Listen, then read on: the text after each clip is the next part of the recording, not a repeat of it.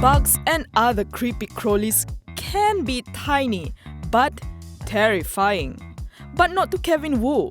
In fact, insects, particularly crickets, gave him his calling in entrepreneurship.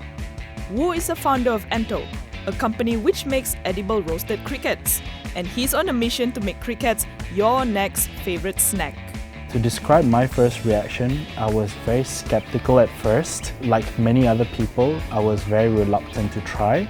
But actually once I popped a couple into my mouth, I was hooked. I think it tastes like a cross between shrimps and soft-shell crab, has a toasted almond flavour, and it is very earthy. But why crickets when there are other more conventional snacks like the all-time Malaysian favourites Mami Monster and Keropok Ikan? Simply put, edible crickets are good for both humans and the planet. According to Anto's data, every 100 grams of crickets contain almost twice as much protein as chicken breast and the highest amount of iron and calcium compared with beef and chicken.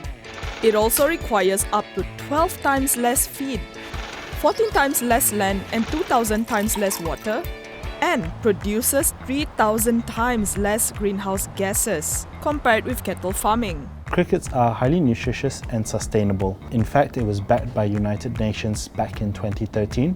It proposes that crickets and other insects would be a solution to feed the future world's population. The UN states that there are approximately 2,000 other species of insects, but I did my own research. I flew to Thailand and I experimented with tens of different insects and other bugs, and I found that crickets was the tastiest. This essentially makes crickets the Teslas for food.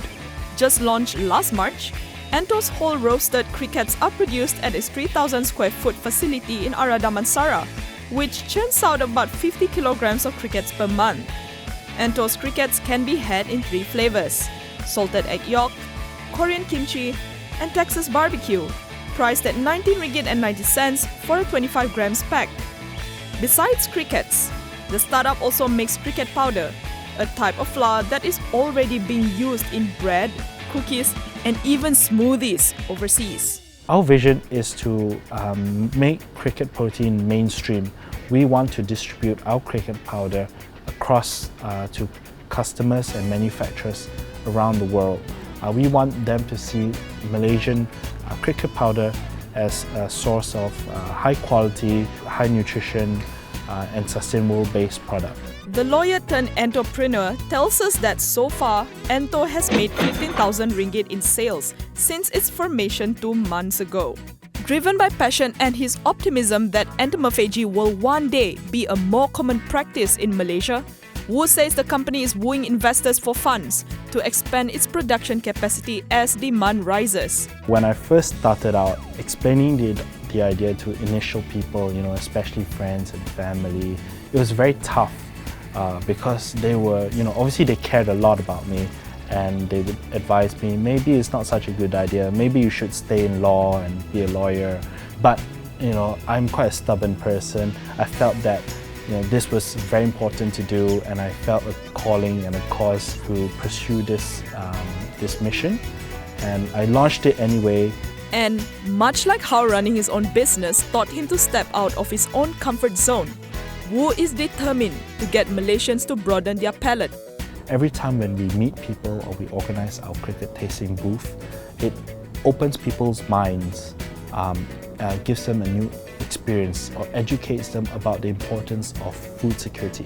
Back then, lobsters were seen as insects of the land because they looked weird, they had hard shells, and no one would eat them. But fast forward to today, it's a prized delicacy. The story of the lobster actually proves one thing: the perception towards food can change. We hope to see that crickets would be served on a dinner table without anyone saying, "That's weird." So, in his drive to convince more people to make bugs their grub of choice, could this mean that Anto will launch another kind of insect snack?